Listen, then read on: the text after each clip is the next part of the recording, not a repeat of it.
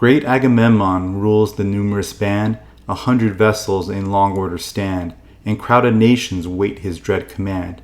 High on the deck the king of men appears, in his refulgent arms in triumph wears. Proud of his host, unrivaled in his reign, in silent pomp he moves along the main.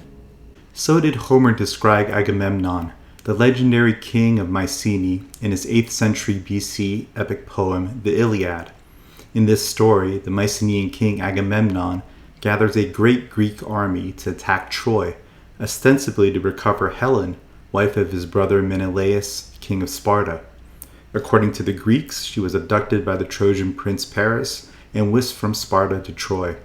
The fact that texts from the neighboring Hittite Empire indicate Greek military involvement at Troy during the Mycenaean Greek period only further heightens the public's interest in Mycenae, home of legendary Agamemnon.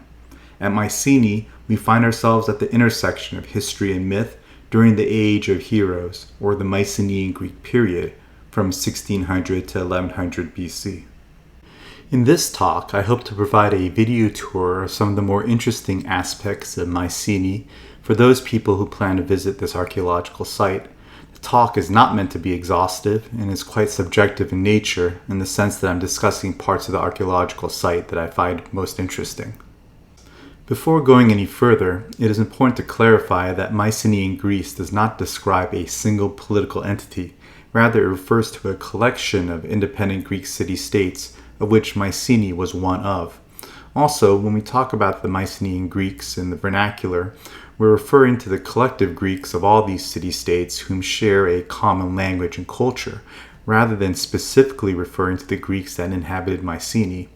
With all that said, many would argue that the city-state of Mycenae was the political, military, and cultural center during the Late Bronze Age, so much so that we describe both the period and the Greek peoples from this era as Mycenaean.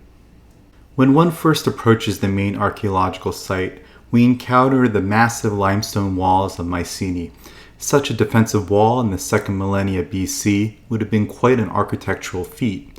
So impressive were these walls to the people of antiquity that it was thought to have been built by the Cyclopes. As the Roman geographer Pausanias wrote in the 2nd century AD, there still remain, however, parts of the city wall, including the gate upon which stand lions. These too are said to be the work of the Cyclopes. One of the more interesting points about this wall and the famous lion gate that we see here is that not all of it is part of the original fortifications of Mycenae. There appear to have been roughly 3 building phases. The first dates to around 1350 BC, encompassing the upper part of the hill that Mycenae is built upon.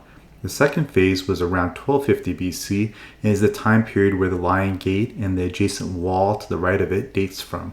In fact, in this photo we can see the first and second wall building phases juxtaposed to one another. A third phase took place in the 13th, early 12th century BC in what appears to have been an effort to protect an underground water cistern. More on the water cistern later on in this talk. Although the Lion Gate is iconic to Mycenae, we still know little about its symbolism. The gate shows 2 lions facing towards a central column. One interpretation of this is that the column is representative of the entrance to the palace, protected by flanking lions. If true, then one might speculate that the entrance to the palace at Mycenae was once marked with a set of 1 or more columns as well. After passing through the Lion Gate, the visitor will encounter Grave Circle A on the right, where royalty was buried. This area was used for burials as early as the 16th century BC, so it actually predates the wall expansion and Lion Gate that we were just discussing. Now, if you're visiting Mycenae, there's a good chance you're doing a day trip from Athens, in which case I would highly recommend a visit to the National Archaeological Museum, because displayed there is the infamous Mask of Agamemnon. With great joy I announce to your majesty that I have discovered the tombs which the tradition proclaimed by Pausanias indicates to be the graves of Agamemnon. This mask was reportedly unearthed by the German archaeologist Heinrich Schliemann in 1876 from Grave Circle A. Almost immediately he proclaimed this to be the funerary mask of King Agamemnon. There is substantial evidence to the contrary. Putting aside the legitimate concerns that this mask was manufactured and not an authentic Mycenaean mask, the dates simply do not line up. The excavation at Troy appears to indicate that the city was destroyed in the late 13th century BC, whereas Grave Circle A, where the mask of Agamemnon was supposedly unearthed, dates from the 16th century BC, 300 years earlier. You may recall that Hittite records do indicate correspondence between the Hittite Empire and the Mycenaean Greeks regarding warfare taking place around Troy. This correspondence again dates from the 13th century BC, well after Grave Circle A. Regardless of what you believe, the Mask of Agamemnon, along with a number of items excavated from Grave Circle A, are worth taking a look at if you find yourself in Athens. If we want to perhaps find a potential association between artifacts from Mycenae and King Agamemnon and the Trojan War, one should look at the famous warrior vase also housed at the National Archaeological Museum in Athens.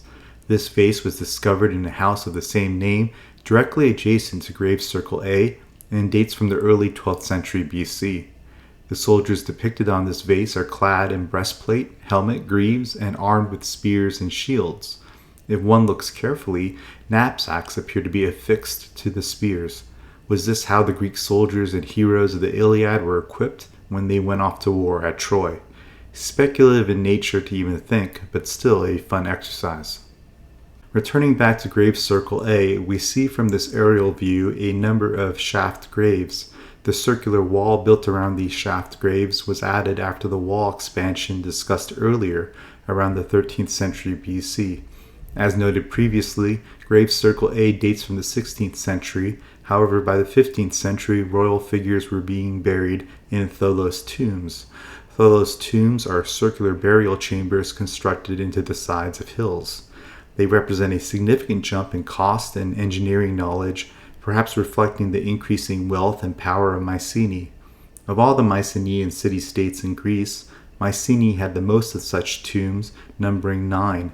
Again reflecting its importance in the greater Mycenaean world. These tholoi are located outside the city walls. Given their conspicuous nature, the tholoi tombs have been robbed of nearly everything. However, at the National Archaeological Museum, some of the stone elements from the poorly named Treasury of Atreus, or alternatively the Tomb of Agamemnon, are present. The Treasury of Atreus is perhaps the best preserved of those found in Mycenae. It's no coincidence that these tholoi tombs were constructed along the road approaching the citadel-palace of Mycenae, as it would have certainly impressed and awed the visitor, thereby elevating the status of the kings of Mycenae. Returning back to the citadel, we ascend the hillside to where the palace complex was located. From here, we head east past the artisanal workshops of the palace and various storerooms. The reality is that nothing but the foundation remains of the palace itself, and it's incredibly difficult for the visitor to visualize the layout. For this reason, and with deep apologies, this talk will skip the palace and artisanal workshops. There are, however, many artifacts from this area that have been excavated and are on display either at the Archaeological Museum of Mycenae or the National Archaeological Museum in Athens, which I encourage you to visit. Heading east, we finally arrive at the underground cistern. The underground cistern that the third wall expansion attempted to protect was a natural crack in the bedrock 18 meters deep. The Mycenaeans used clay channels to funnel water from over a kilometer away into this cistern, thereby securing a source of water. This cistern was constructed at the end of the 13th century BC when the Mycenaean city-states began to collapse. Of particular interest to the visitor is that you can still walk down the doorway and internal access stairway to get a better sense of just how significant in size the cistern is. Starting in the mid-13th century BC, we start to see the collapse of a number of Mycenaean city-states, with Thebes destroyed around 1250 BC, followed by Mycenae around 1200 BC. When we examine when the second and third wall extension periods took place, we begin to see that these were probably born of necessity. The second wall extension project in 1250 BC corresponds to the fall of Thebes, and the late 13th century BC extension of the wall to protect the water cistern corresponds roughly to the destruction of Mycenae mentioned earlier. What caused the destruction of nearly every Mycenaean city-state leading to the Greek Dark Ages are still unknown, although drought, disease, earthquakes, internal conflict, external threats from Dorian Greeks from the north, or the mysterious sea peoples have all been postulated. We've come to the end of our tour. Visiting Mycenae is a great experience, and there's a certain sense of excitement reflecting that it was here that King Agamemnon made the fateful decision to gather his great host and set sail for Troy over 3,000 years ago. If you enjoyed this talk, please like, comment, and subscribe.